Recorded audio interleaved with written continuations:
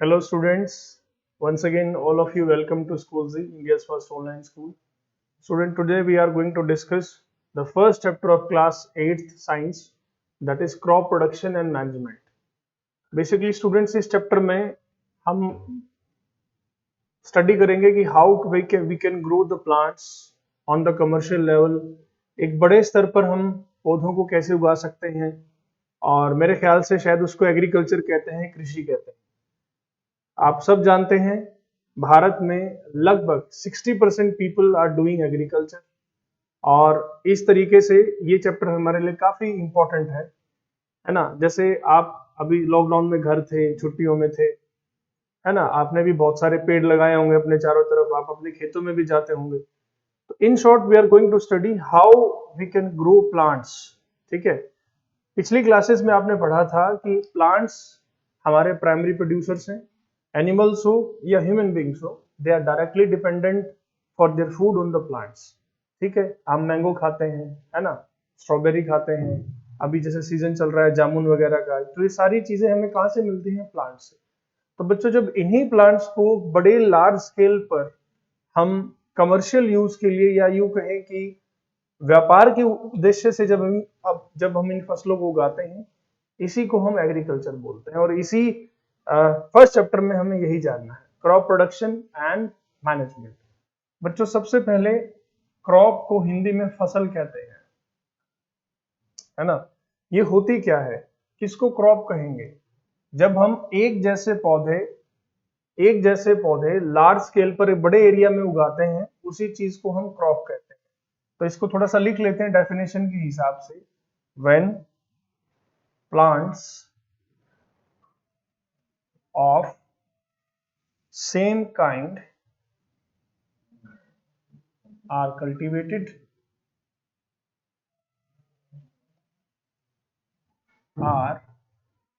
cultivated at one place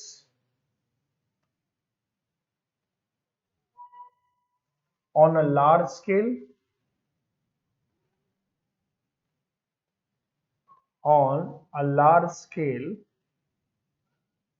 it is called crop.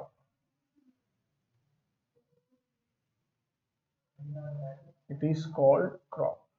आपकी book की definition है, जब सेम काइंड ऑफ प्लांट्स या when plants of same kind are cultivated, यानी कि एक जैसे पौधे जब उगाए जाते हैं एक जगह पर बड़े पैमाने पर, उसे हम फसल कहते हैं। उदाहरण के लिए, जैसे ये एक एरिया है ना, इसमें हमने ये प्लांट्स लगा दिए,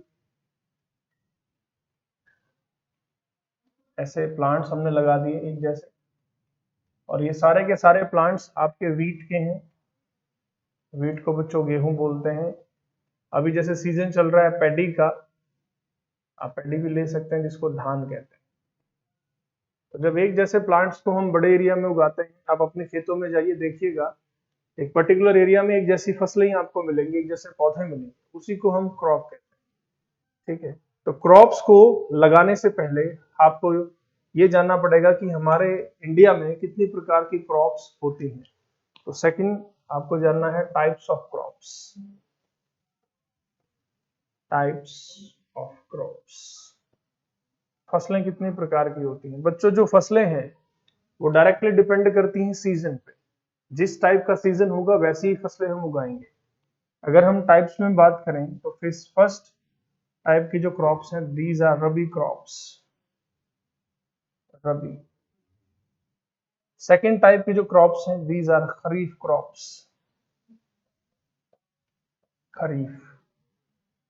लेकिन साहब, हम तो रटने की आदत है, हम तो रटना चाहेंगे। सर, रटने की जरूरत नहीं है बेटा। खरीफ क्रॉप्स के एक बेसिक से एग्जांपल आपको देता हूं, गेहूं, वीट। आप अच्छे से जानते हैं कि गेहूं एक ऐसी फसल है जो सर्दियों में बोई जाती है और गर्मियों में काटी जाती है कि नहीं? तो रबी क्रॉप्स कब बोई जाती हैं? रबी क्रॉप्स जनरली बोई जाती हैं अक्टूबर के महीने में, अक्टूबर टू मार्च। जो आपके एनसीईआरटी की बुक है उसमें टाइम पीरियड अक्टूबर टू मार्च दे रखा है, लेकिन 10th और 11th की क्लास की बुक्स जब आप रीड करेंगे तो वहां टाइम आपको नवंबर से मार्च अप्रैल मिलेगा। तो आपकी बुक के अकॉर्डिंग राइट जो टाइम है वो अक्टूबर टू मार्च है। अब इसमें जैसे कौन कौन सी क्रॉप्स हैं जो हम सर्दियों में उगाते हैं? गेहूं है ना। गेहूं के अलावा और कौन सी क्रॉप्स हैं? ग्राम, ग्राम को बच्चों चना बोलते हैं। और कौन सी क्रॉप्स हैं जो सर्दियों में हम उगाते हैं? मस्टर्ड है, सरसों, सरसों के पीले पीले फूल चारों तरफ सर्दियों में उग जाते हैं, अक्सर आपने देखा होगा।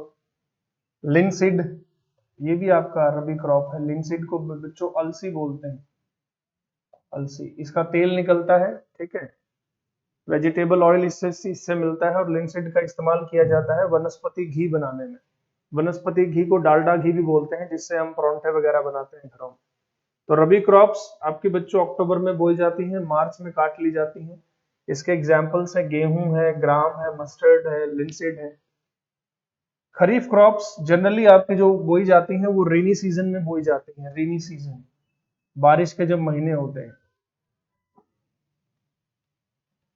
ठीक है।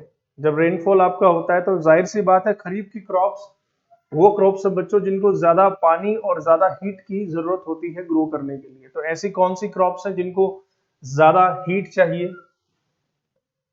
जैसे अभी अभी जो सीजन आपका चल रहा है, पैडी है, खेतों में लगा हुआ है, धान जिसको बोलते हैं या चावल जिसको बोल देते हैं बच्चों। चलते चलते आपको ये भी बता दूं कि पैडी ऐसी एक फसल है, चावल एक ऐसी फसल है जो पूरी दुनिया में सबसे ज्यादा खाया जाता है। गेहूं सबसे ज्यादा नहीं खाया जाता, चावल खाया जाता है। इंडिया की अगर बात करें तो इंडिया में भी मैक्सिमम जो पॉपुलेशन है that is depends on rice, ठीक है। पैडी के अलावा और कौन सी क्रॉप है? मेज। अभी आप देखेंगे जैसे रेनी सीजन में, बारिश का जब सीजन होता है तो रेडियो पर भुट्टे, जो कुकड़ी जिसको आप बोलते हैं या आप मक्का जिसको बोल देते हैं, मेज भी बोलते हैं, अंगीठी पे भून के आप लोग खाते हैं उसको मेज कहते हैं। और इसके साथ कौन सी फसलें हैं जो भी हमारे खेतों में है? सोयाबीन है, सोयाबीन, इससे मिल्क भी तैयार होता है बच्चों। और कौन सी क्रॉप्स हैं? कॉटन, कपास, है ना। जिस एरिया में ज्यादा पानी है वहां पे पैडी उगाते हैं और जहां पानी कम है खेती के लिए वहां पे हम कॉटन उगाते हैं। इसके साथ में अभी जैसे सर्दियों में मूंगफली आएंगी, हम सब खाएंगे रजाई में घुस के। तो अगर आपको सर्दियों में मूंगफली खानी है तो उसे गर्मी में उगाना पड़ेगा। यानी कि जो आपकी ग्राउंड नट है, मूंगफली है, वो कहाँ कब उगाई जाती है? वो खरीफ की क्रॉप है। और खरीफ की क्रॉप को बेटा रेनी सीजन में उगाते हैं, इनको रेनी सीजन की क्रॉप्स भी बोल देते हैं, ठीक है। तो बच्चों दो टाइप की क्रॉप्स हमारे आपकी बुक में दी हुई हैं, रबी एंड खरीफ। 9th और 10th में जब आप जाएंगे तो एक तीसरी टाइप की क्रॉप आपको और मिलेगी जिसको बोलते हैं जायद क्रॉप्स। यहां लिख देता हूं, आपको थोड़ा अच्छा लगेगा। जायद क्रॉप्स, ये आपके सिलेबस में नहीं है, वैसे मैं बता रहा हूं। Generally, there are three types of crops when you go to the higher classes, but in your 8th class, there are only two type of crops, rabi and खरीफ। अब जायद की क्रॉप्स कौन सी हैं बच्चों?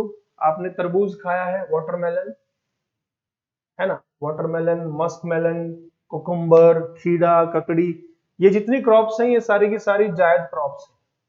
ये कब उगाई जाती हैं? जब सर्दियां खत्म हो रही होती हैं और गर्मियां शुरू हो रही होती हैं। तो गर्मियों से ठीक पहले इन फसलों को हम काट लेते हैं। तो this is a basic description of crop production and management. अभी तक हमने जाना है कि क्रॉप क्या होती है, कितने टाइप की होती हैं। अब तैयारी करते हैं कि इन क्रॉप्स को खेतों में लगाने से पहले हमें क्या क्या तैयारियां करनी पड़ेगी। शायद उसी को बेटा क्रॉप मैनेजमेंट बोलते हैं, है ना। उसमें 7 स्टेप्स हैं।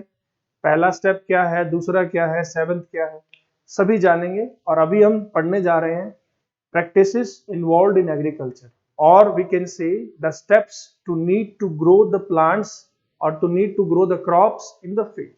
इसे नोट करिए, जल्दी से आगे बढ़ते हैं। एग्रीकल्चर प्रैक्टिसेस,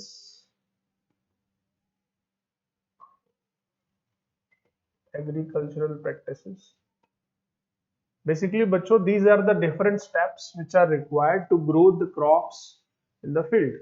एक पौधे को लगाने से पहले, खेत तो छोड़ दीजिए, जैसे गमले में हम एक छोटा सा पौधा लगाते हैं, आपने भी कभी ना कभी लगाया होगा, तो उस पौधे को लगाने से पहले क्या क्या तैयारियां हमें करनी पड़ती हैं, उन्हीं को हम कह रहे हैं एग्रीकल्चर प्रैक्टिसेस।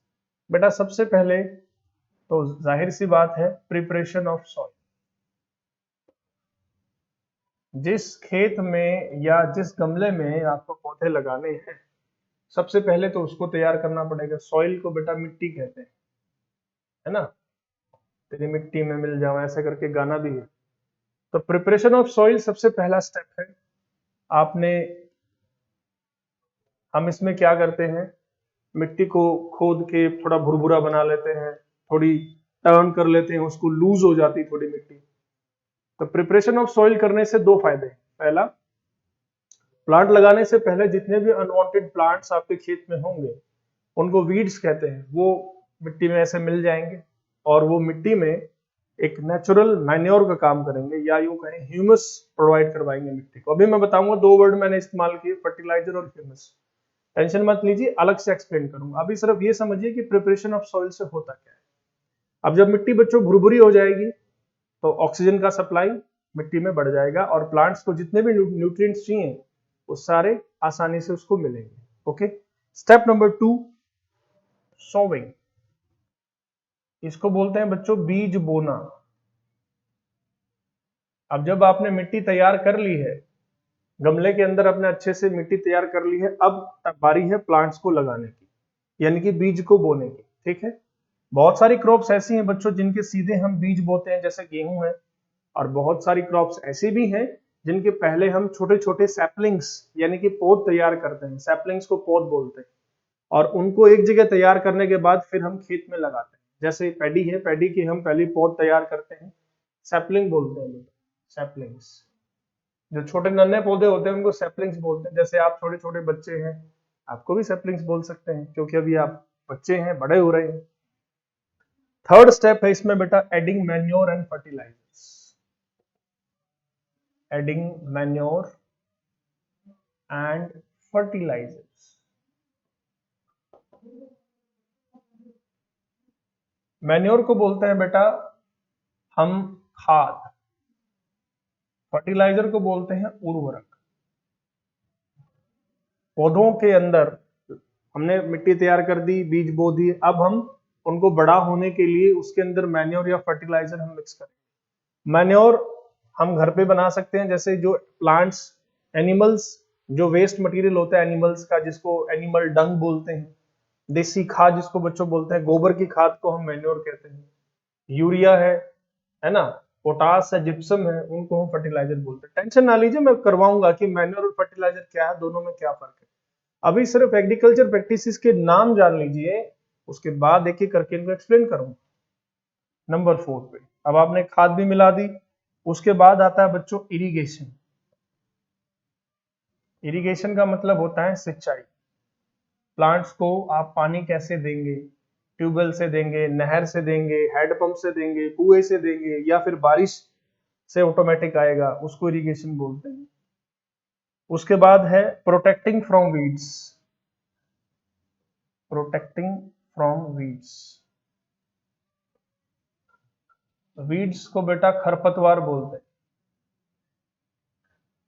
जब भी हम खेत में प्लांट्स लगाते हैं या गमले में हम प्लांट्स लगाते हैं, तो पौधों के साथ कुछ अनवांटेड प्लांट्स भी उगाते हैं, उन्हीं को वीड्स कहते हैं। इनको बाद में फिर हम केमिकल के यूज से या मैन्युअली उनको उखाड़ के हम प्लांट्स को बचाते हैं। ठीक है।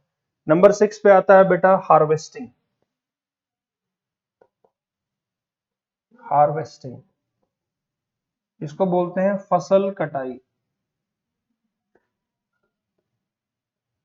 सीधी सी बात है बच्चों, आपने मिट्टी तैयार कर ली, बीज बो दिए, मैन्योर और फर्टिलाइजर दे दिया, उनको पानी भी दे दिया, उनको प्रोटेक्ट भी कर लिया। अब सीधी सी बात है, आपकी फसल पक के तैयार है, अब आप उसको हार्वेस्ट कर सकते हैं, काट सकते हैं। कटाई के लिए आप मैनुअली भी सिकल का इस्तेमाल करके, यानी कि दराती, सिकल एक वर्ड आएगा आपके बुक में, इसको दराती बोलते हैं। मैनुअली लोग पहले काटते थे, लेकिन क्योंकि टाइम के साथ बच्चों टेक्नोलॉजी अपग्रेड हो रही है, आज हमारे पास ऐसी मशीन्स हैं, बटन दबाइए, साथ साथ वो आपका टाइम भी बचाएंगी, लेबर भी बचाएंगी, और फसल कट के सीधा आपके घर में आ जाएगी। नंबर 7, फसल काटने के बाद हम लोग क्या करते हैं, उसको घर पे लेके आते हैं, जैसे गेहूं काट के लाते हैं, और उसको हम स्टोर करते हैं ताकि हम पूरा साल उससे अपना काम चला सके, है ना, अनाज। तो 7 नंबर पे आएगा बेटा स्टोरेज। स्टोरेज, भंडारण बोलते हैं बच्चों इसको। भंडारण। ओके, चलिए रिकैप करते हैं एग्रीकल्चर प्रैक्टिसेस को। सॉइल प्रिपेयर करिए, बहुत बढ़िया। सॉइल तैयार हो गई, अब बीज बो दीजिए। बीज बो दिया आपने, अब बीज को बड़ा होना है, जैसे आपको बड़ा होना है तो बोर्नविटा पीजिए या दूध पीजिए, फ्रूट्स खाइए। वैसे ही प्लांट्स के लिए बोर्नविटा क्या है, मैन्योर और फर्टिलाइजर है ना। कहते हैं ना कि boost is the secret of my energy, वैसे ही प्लांट्स बोलते हैं manure and fertilizer is the secret of my energy. Okay, next, पानी भी आप पीते हैं तो प्लांट्स को भी पानी चाहिए, इरिगेशन। फिर बच्चों, पेरेंट्स आपको प्रोटेक्ट करते हैं, है ना, वैसे ही हम प्लांट्स को प्रोटेक्ट करते हैं वीड से। फिर प्लांट्स अनाज हमारा यानी कि फसलें तैयार हो जाती हैं तो काट लेते हैं, फिर हम उनको स्टोर कर लेते हैं। तो basically there are 7 steps friends: preparation of soil, sowing, adding manure, fertilizer, irrigation, protecting from weeds, harvesting and storage. Now we are going to study about preparation of soil, कैसे हम मिट्टी को तैयार करते हैं। अभी सिर्फ आपने इनके नाम जाने हैं, अब इनको एक एक करके बच्चों एक्सप्लेन करें। हेडिंग बनाइए, प्रिपरेशन ऑफ सोइल।